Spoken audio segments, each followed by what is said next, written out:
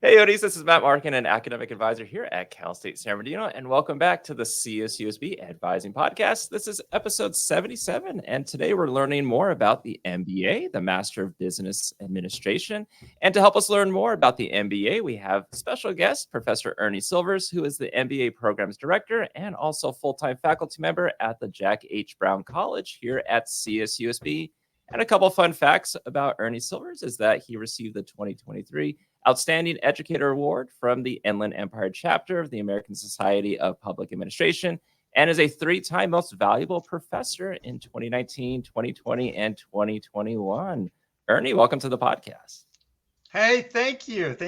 So happy to be here. As we were talking earlier, I feel like I've actually made it. I'm on the Matt Markin podcast. I'm like, yeah, baby. It's all right. I'll try to behave myself. So can you tell us a little bit about yourself, your background in higher ed? Yeah, I started out, I've always been the reluctant leader. I started out working for my father in his trucking business. And we had many spirited debates about why won't you be my salesperson? To which I promptly said, no, I'm not going to do that. And we had loud arguments about it. I left his company to be a salesperson, which is ironic. From that organization, I went to corporate. I lasted 11 months in corporate. I didn't play well in corporate.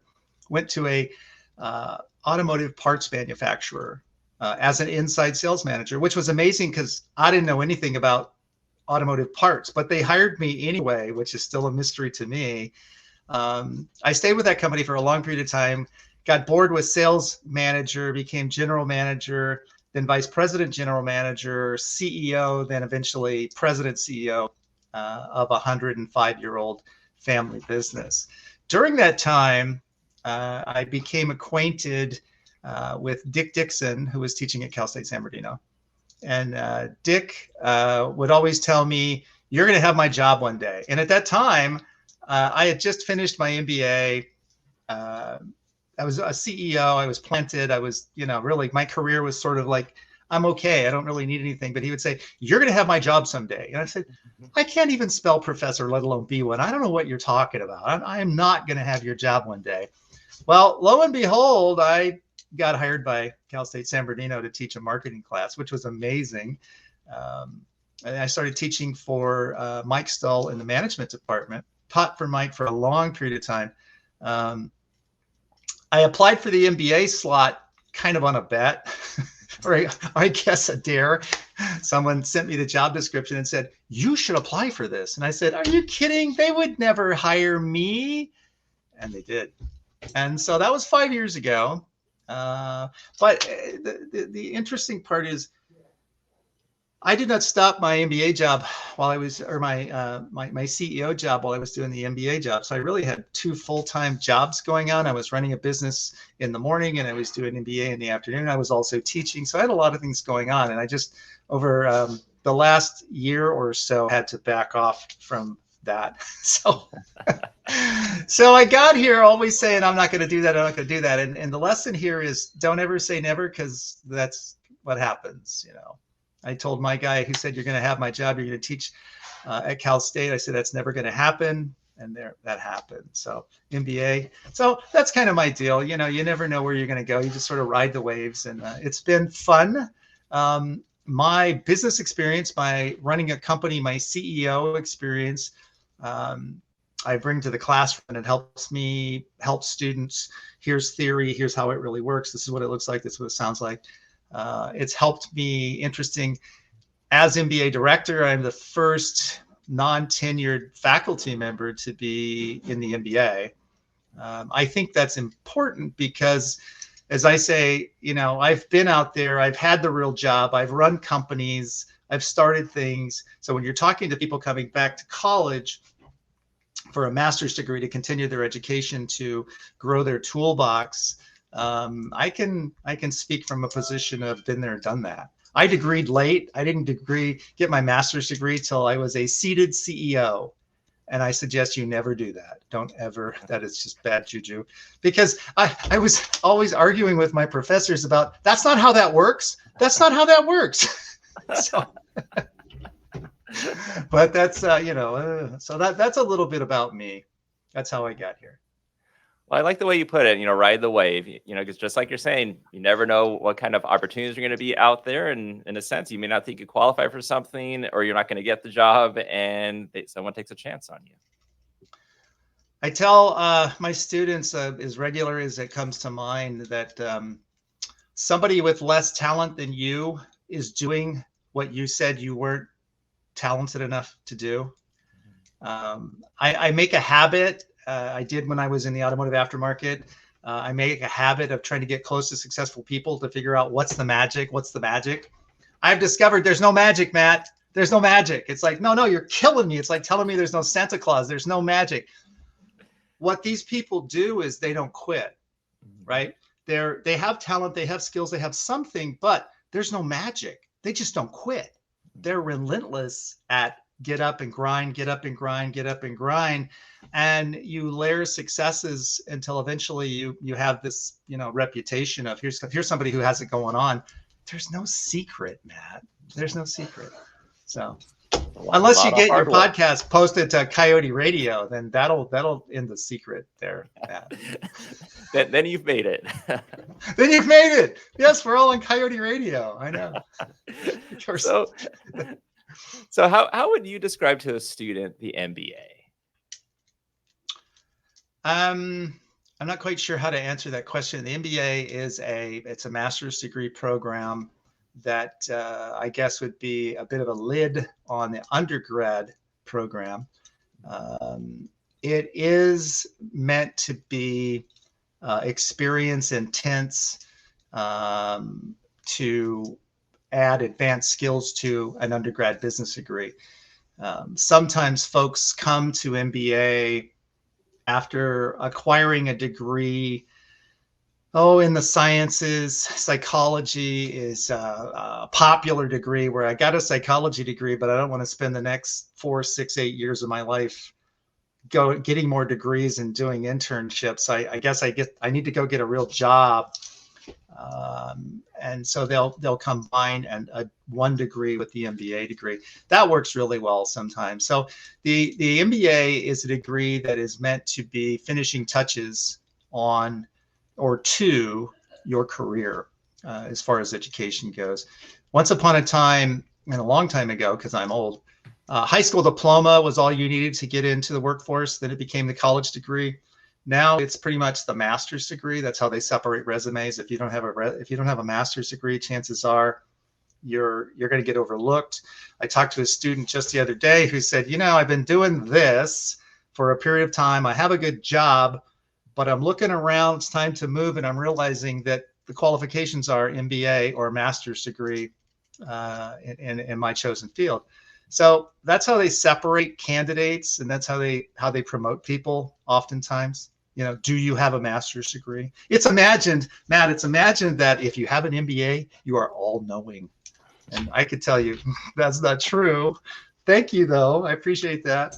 But so it's the finishing touches. And I don't mean finishing as you're done, because you should constantly be learning, refining your skills and sculpting your ability to perform in your career. But as far as education goes, unless you're going to climb into the ranks of academia, would you need another degree, a terminal degree like a PhD or an ED? So in business world, it's kind of the finishing degree. It's the barrier of entry, I guess, for some things. So. And what would be like the admission process or application process like for a student wanting to do the MBA? Well, my advice to students often is make sure you need one, first and foremost. A lot of people, like I say, they think they need one and they really don't need one. They want one. And that's not bad. I mean, if I want a degree, but if you're going to talk to me, because I'll talk you out of it every time if I can, only because folks imagine that the MBA is a magic fix for all of my problems. I'm a hot mess. I don't know what's going on. My career is a mess. But if I had an MBA, everything would be better. That's not true. So you should discover, do I really need one? And why do I need one? Is it for me to get promoted? Is it for me to move in my career? Is it for me to move out of my level to the next level with a different company. So you do that exploratory process first, I think. Shop for schools. Absolutely shop for schools. Are you looking for an online degree? Are you looking for a face-to-face? Do you want an executive program? In MBA, we offer all three. We are one degree with three options.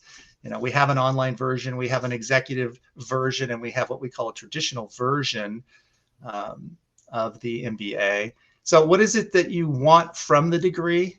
And ideally, what you want from the degree is you want education, you want exposure to thoughts and ideas, to networks, to things that are going to make you better as a person, better as a candidate. Growth, it's a growth step. It's kind of like going to summer camp. We matured in summer camp, right? So it's that. Once you make your selection, and of course you would choose Cal State San Bernardino, right, Matt? Because where else would you go but Cal State San Bernardino? Then you just go through Cal State Applies. If you go to the MBA website, MBA, what is it? jhbc.mba. You can, or just if you Google MBA at CSUSB, you'll come up with our website. There's a link there that you can click to apply now and go to Cal State Applies. Fill out the application, go through the process, and it's really quite simple. We try to make it as simple as possible for folks to apply. We also try to make sure that we get you in the right degree. I have a background in sales, so I've always only sold things I believed in. I'm not a predatory salesperson. I'm not going to sell you something if I don't think you need it. That's why I tell people, if you think you need an MBA, come see me. I'll tell you why that's not true. Because I don't want to sell you something under the illusion it's going to fix all your problems. If you're messed up when you got here, you're going to be messed up when you leave. You need to have the right ideas. And so what's the right idea for getting an MBA? Been in my career for a little while. I've got experience, and I just need a bump in my skill set to push me over the top. Somebody in my organization, somebody in my industry said, if you had an MBA, right, that's a qualifier.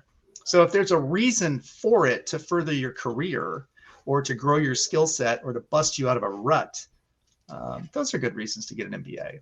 But just to get one just because, no, that's, we'll take your money, but my goodness, that's not a good idea. So that's a terrible thing to say, isn't it, Matt? Hey, being honest. Well, that's kind of how it is. And yeah. And sometimes, okay. Fun fact about MBA, our biggest inflow of students comes from our undergrad department, right? So you've taken a business degree in undergrad and you roll right into an MBA. I see that as a failure in that you've just finished a business degree. You should be ready to go get a job, start your career, go get some experience. And then if you think you need one, or if it's told you need one, come back. But to roll out of an undergrad degree right into an MBA, that's a failure in that we didn't prepare you to leave.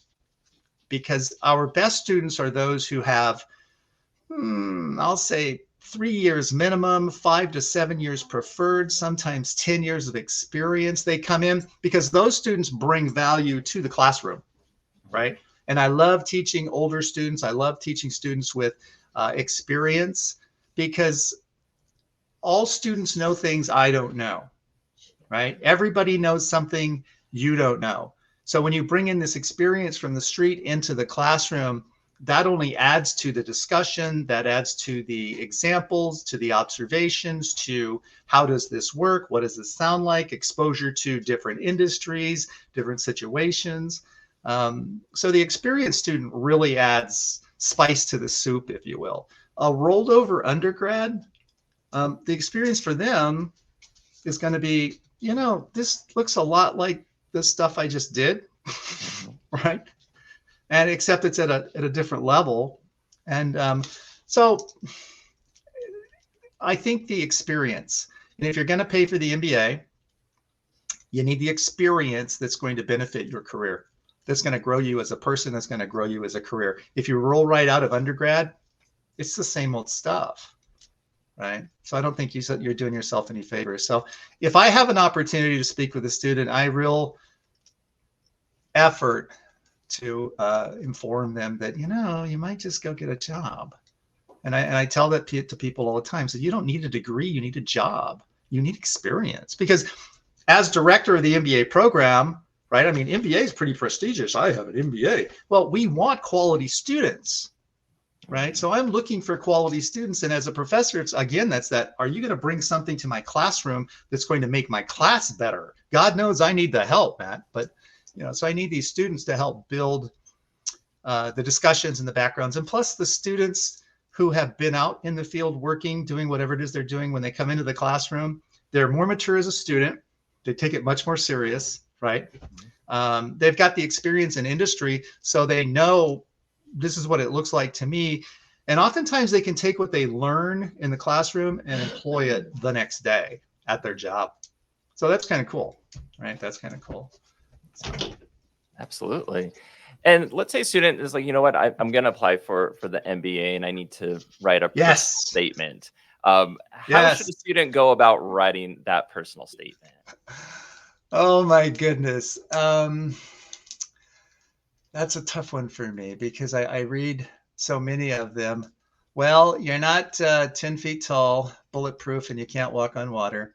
I think this is where you put into writing the self-reflection on why do I want an MBA, right? So what are we looking for as the MBA? We're looking in the personal statement. We're looking to read one. That's the first opportunity we have to sample your writing. Can you write? Can you play at the level of an MBA? Have you thought the process through? Do you have a valid reason for wanting a graduate degree? Right?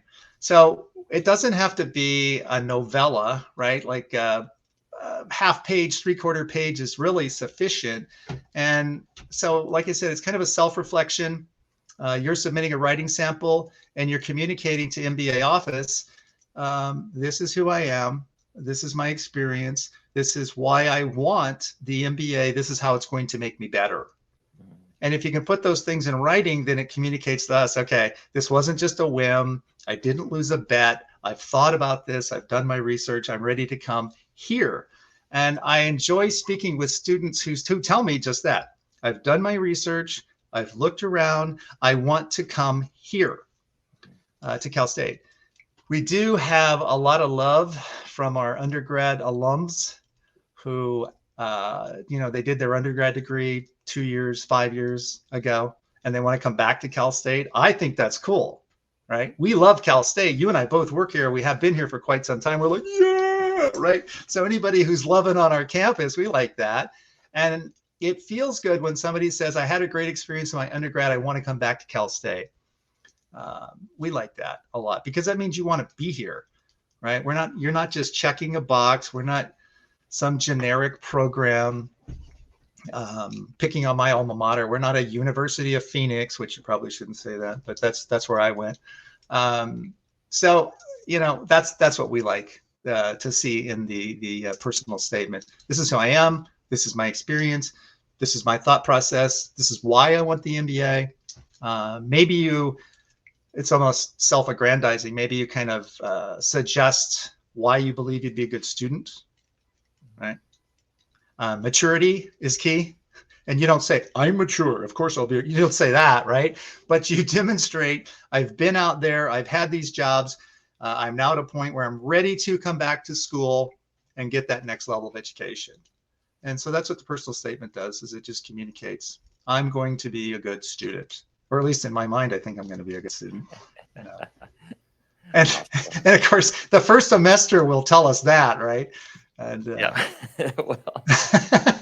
we'll see that right away, So you have to have attitude, honestly, Matt. If you're going to come back and get a master's degree, here's why. I talk to a lot of students. They graduated, like I said, 2, 3, 5 years ago. They're progressing along in their degree, and during that period of time, they have got married, they have kids, life changed, they're adulting. Okay. And if you're going to come back and get an MBA in the mix of all that, you're about ready to train wreck your life. Okay. Because it's not listed on the top catastrophic life events, but I can tell you when I did my master's degree, my wife and I did it together, right? And so we had harmony in the household because we were both students going through that. But if you're the only working adult who's also attending school, and you have a spouse at home with children who remember you, being available at certain times, and now you're not because you're getting a degree, that's a major life shift. And you have to be prepared for that. And I'll ask students in interviews, it's like, well, what does the significant other think about this? Do you realize you're about ready to train wreck your life because you're not going to be available on weekends anymore? You're going to have class. You're going to be burning the candle. You're going to be a little tired. You're going to be the only one because everybody else is going to say, you're such a downer, dude. I mean, you just don't want to do anything anymore. So you have to be prepared for that. It's a mental thing. That makes it sound terrible, doesn't it, Matt? It didn't mean to sound that terrible. But I think you need to understand what you're signing up for. One, it's a significant investment. Okay. It's a significant investment. Two, it's a time investment that potentially will change your world, change your trajectory as a career individual, professional individual. You got to be ready for that. Now I'm not going to say that, we don't have a divorce rate coming out of MBA. Don't get me wrong. It's not that bad, but how many families have you broke up? No, we don't do that. So let's say a student does. Sorry. No, you're all good. Let's say a student does get into the MBA. What generally speaking, can you talk about what students are learning in their classes? It's going to be a wide variety. It's kind of hard to narrow it down and say they're going to learn this or that. Of course, we start the program going through our administrative communication course, which is a learn to read, write, speak like a professional, coupled with a second course, data-driven analytics, which is using statistics to make business decisions. So those are our platform courses. So as a former CEO, as a small business owner myself, consulting entity, as a professor, the one thing that folks are scared to death of is speaking, and they will avoid it at all costs. So when you get a room full of young business professionals together and everybody's afraid to speak, come on up and speak. No, they don't like that. Well, that's how you get promoted. That's how you grow. That's how leaders are developed. You have to be able to speak. So we start the program with that. Learn to write in a business format. Learn to speak. Learn to present. That's where we start your business thinking, and then using the data-driven analytics. Then we have core courses in business. So it's all really a general flyover of business from an administrative level. If you choose the executive program, you will go through with core courses. You'll get some management, you'll get some accounting, you'll get some financing, you'll get some supply chain, sort of general type courses that will help broaden your knowledge for this is how this works out in the world. This is how it probably works in your company. Executive course is designed for working executives who want to get through a program in 12 to 18 months quickly, right? If you choose the traditional MBA, we add to it what we call concentration. That's where you'll start out with the same basic 2 classes. You'll get the core concentration courses, and then you can spread out into entrepreneurship, or maybe heavier in accounting, heavier in finance, heavier in supply chain management, heavier in human resources. We've just developed a human resource concentration that's extremely popular because human resources, especially in California, is such a big deal now. So they will be learning sort of a broad range of materials about this is business. I always try to talk people into traditional, because if you're going to come and you're going to do this, you should walk away with something other than a plain vanilla degree, right? I have an MBA. It doesn't mean anything to me, but I have an MBA with a concentration in entrepreneurship. Ha! Now I know that you have been taught about ideation, creative thinking, problem solving, building businesses. Whoa, right? So entrepreneurship works with just about everything, right? And I'm hedging my bet just a little bit, but really entrepreneurship works with everything. And not entrepreneurship in and of itself, it's the entrepreneurial thinking. And if you can couple that with your MBA, it's like putting superchargers on your car, right? So you're not just an MBA, you have an MBA with a concentration, a specific concentration. Now I teach in the School of Entrepreneurship, so I'm going to be leaning that way, Matt. I like entrepreneurship, but if accounting is your deal, if finance is your deal, HR, all of those are good things, but you should come out with, it's like putting chrome on your car, right? If you come out with just a plain car, kind of like a Tesla, you come out with a plain car, no chrome, it's like, okay, so you have a generic MBA. If you come out with a concentration, you now have chrome on your car, figuratively speaking, and it's now more attractive, right? I have an MBA with a concentration in, boom, fill in the blank. And so you're special, you're like the cherry on top, I'm vanilla ice cream with a cherry. Yeah, you got that little bit something extra. It does, yes. Yeah, well, you have to, and in business, and especially with degrees, I mean, a degree is a degree is a degree. You need to be looking for an edge. So what's going to be your edge? And in MBA office, we are all keen on helping and speaking with. I do a lot of counseling, a lot of coaching of students, because I don't want you to come out as just a plain grad, undergrad or grad. I want you to come out specifically, something special. Still you, a different version of you, a better version of you. Because why do we go to school, right? Basic question. Why do we go to school, Matt? It's to get educated, right? To get educated and to experience the college environment, to experience whatever we can with networking with others. And you'll remember the COVID thing was just really oh my goodness, that was a real shock to all of us. So you want to come through for the experience as well as the education. I tease people, if you just want the piece of paper, I mean, you could go to Los Angeles and go to MacArthur Park and probably buy one if you want. I mean, get somebody to print one up for you, but you don't want just the degree, the paper. You want the experience, you want the education. And so that's what we try to coach people to do, is to make sure that you are engaged in class, you're engaging with your professors, because it does take two. I haven't gotten in trouble for this yet, so I'm sure podcast could probably fix that. But I'm a fan of, when you show up to class, and I tell my students this, I don't care if you agree with me or not, but if you don't agree with me, argue with me, debate with me. Let's chew on the ideas. Let's go back and forth, right? Because that's how we work it. Iron sharpens iron type thing. And do that with your other faculty members too. One, you're engaged in the course, and two, you're going to ask questions other people have. Three, you're going to cause other people to get involved, to get engaged. And plus the class is more interesting, right? So you can't just sit down, shut up and hold on. That's I can't do that. So you do need to engage. You do need to wrestle with ideas.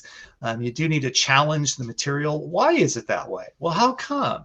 And how long has it been that way? And what are they trying to do to fix that? And you have to wrestle with the ideas. One, so that you become used to dealing with problems. Because when you get back to your job, you don't just sit down, shut up, and hold on in your work. I mean, if you do, that's boring, right? You have to be able to ask questions. Something I discovered when I was a CEO, a baby CEO, I found myself in a room one day sitting with my insurance broker. Who was it? My insurance broker and my accounting consulting entity. And we're sitting in a room and we're discussing a business issue. And the room went deathly silent when I realized that we had to make a major decision and all eyes were on me and they were waiting for me to make that decision. Right? I'm like, oh, that's my job. I have to make a decision. Well, I learned the hard way, right? And ideally, if you're going to come back and you're going to do an MBA, that's what you use the classes for, to go in there, to wrestle with the ideas, to think things through, to get used to creating solutions. And entrepreneurs they're just problem solvers. That's what an entrepreneur is. They see a problem, they create a product or a service that solves a problem, right?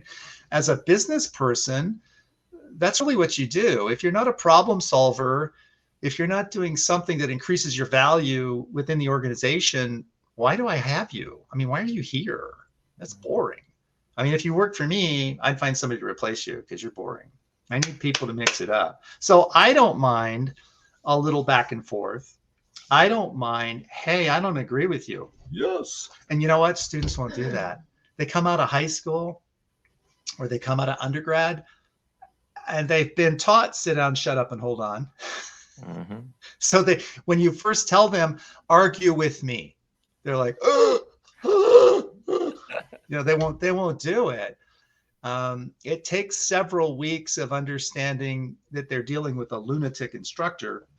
And then they start coming out and they start challenging and I have a different opinion. I have a different view on that. I think it might be this way. I think it's better when it goes. That's fine. That's how we make things better.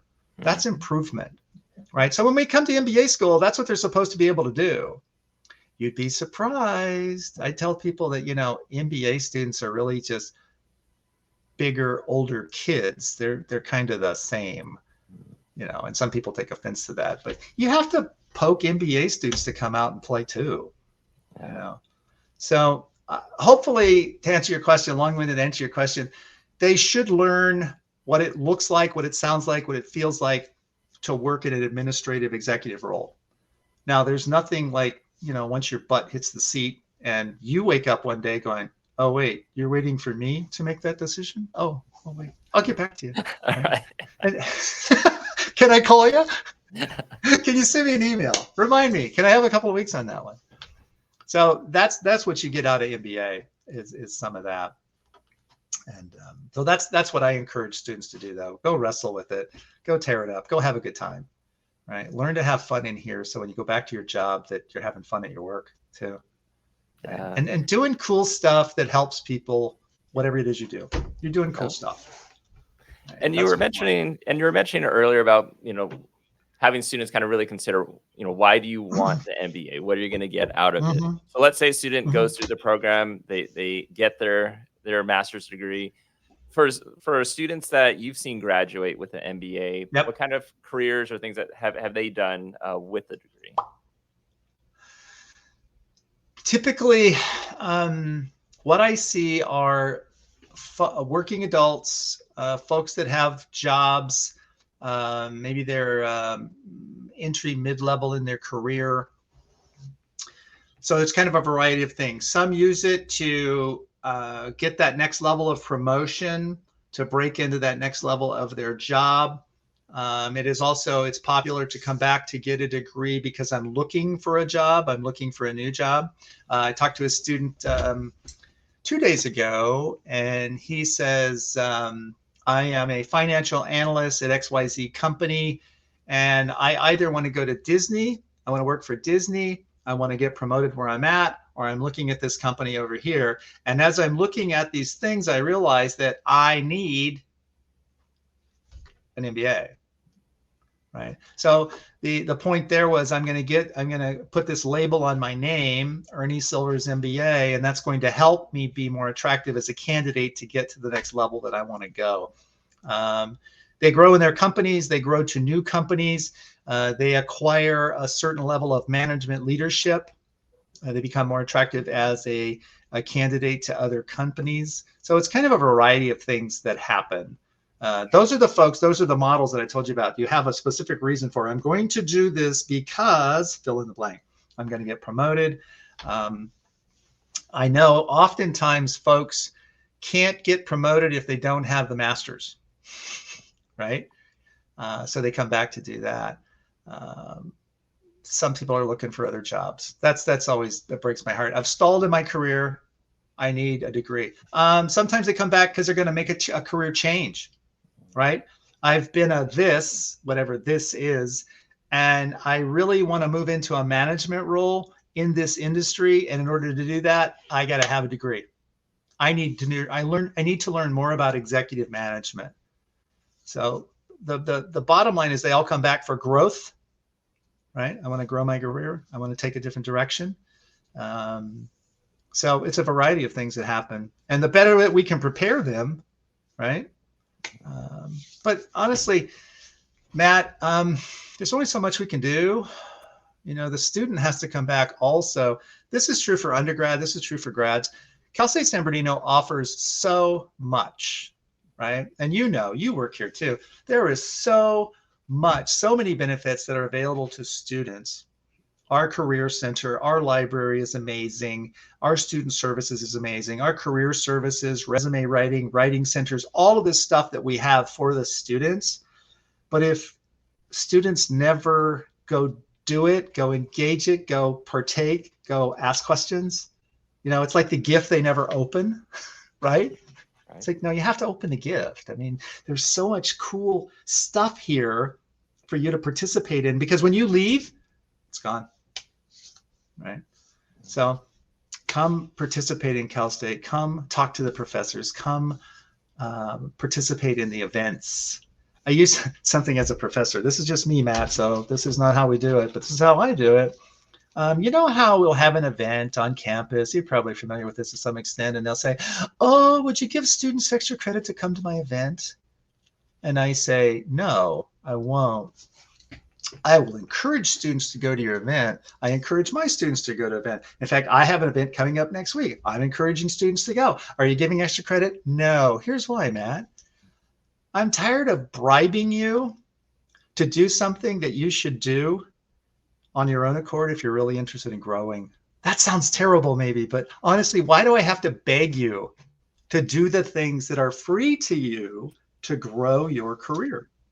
Why would I do that? And the students just look at me like, oh, dude, really? No, I'm not bribing you anymore. So you should show up. And when students do show up to these things, they tell me one of two things, especially networking events. I'm scared to death and simultaneously loving every minute of it. Right? Uh-huh. That's like a roller coaster, isn't it? Because that's a roller coaster. I'm scared to death and loving every minute of it. Right? And you have to be able to get that buzz out of your education. Right? So Cal State has so much to help grow individuals as well as business professionals as well as the student. So people change when they come here, Matt. And I would bet probably for the majority, once they do it after they attend the event, they're probably saying, I'm glad I actually went to it. They absolutely do. And I don't hear students say that was the worst thing I've ever done in my life. Because until you participate, until you go to an event, till you start networking, and I tell students, I said, look, you have to understand, if you come with me to a networking event, whatever it is, if it's a SHRM event, the faith-based conference that's held by AMPAC once a year, going to an event this afternoon put on by IEE, it's not, what is it? The Inland Empire Center for Economic Development. Come to an event and participate. You're like a puppy at a picnic, right? As soon as I push you out in front of people and say, student, oh my God, a student. Everybody wants to talk to you, right? Suddenly you're the star of the show. People love to talk to students, right? And you have a great time. It is a little scary, but at the same time, it's fun because you're getting attention. You didn't realize that you had an attractive factor, that you have value, that you're simply by being a student at Cal State San Bernardino, people are interested in who are you, what do you do, what's your career path, how can I help you? Right? That's useful. That's abundantly useful. Why would you not want to attend? So getting them out there is the hard part. After they've been, then they become familiar with and addicted overstates it, but they have a desire to go participate at a higher level. So, yeah. And of course, I'm sure there's misconceptions that one might have about certain programs. Are there any misconceptions you think students might have about the MBA? Only that it's going to fix their problems. If you show up a dumpster fire, you're going to leave a dumpster fire. That's just it. Some folks think that the MBA is going to fix everything. My career will be all better if I just have an MBA. That's not quite true. It could be true, but you need some better foundation than that. Misconception is, I can't do it.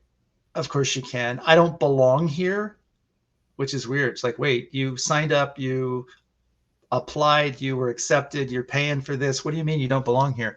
But some people believe I don't belong here. I don't feel like I'm worthy to be in this class. Nonsense, right? I'm not smart enough. There's a misconception. I don't know if I'm smart enough to do the MBA school. Yes, you are. Yes, you are. Yes, you are. We work hard to make sure that we vet applicants to get a good quality of applicant. So you do have to have a 3.0 GPA, right? You do have to be able to read, write, read at college level. And of course, we put the foundation there with the first two classes. But you absolutely belong. You absolutely can do it. I'm working, the working adult thing. I'm working adult, have kids. Well, if you consider what's going to have to happen to allow you to go to school, we have all of our classes start after 5:30 and on weekends, right, on Saturday. So we are designed for the working adult. The bottom line is, yes, you can. You can do this if you want to. It's not going to be easy. There's going to be some difficult times. The other thing is community, right? I'm going to be going through this all by myself. No, no, no, no, no. You have MBA office, you have MBA students, we have MBA ambassadors.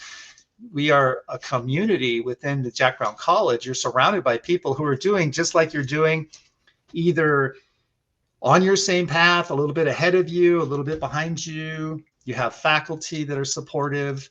Again, MBA office, we support students all the time. I tell my students, all my MBA students, if you think you have a problem, come see us and we'll let you know whether that's true. But don't wait until you've blown it up or it's blowing smoke or shooting sparks. Come see us and say, hey, I'm having trouble with this. I've got this going on, and we will help you because we like to kill lizards before they become dragons, right? So the biggest misconception is I can't do this. Yes, you can. You absolutely can. It can change your life, but not by just showing up. You can't just show up, right? You have to show up. You have to engage, and you have to participate in all of the awesome things that we do for MBA students. And potentially it will rock your world. It will change how you look at things, how you approach things, how you problem solve, how you interact with people.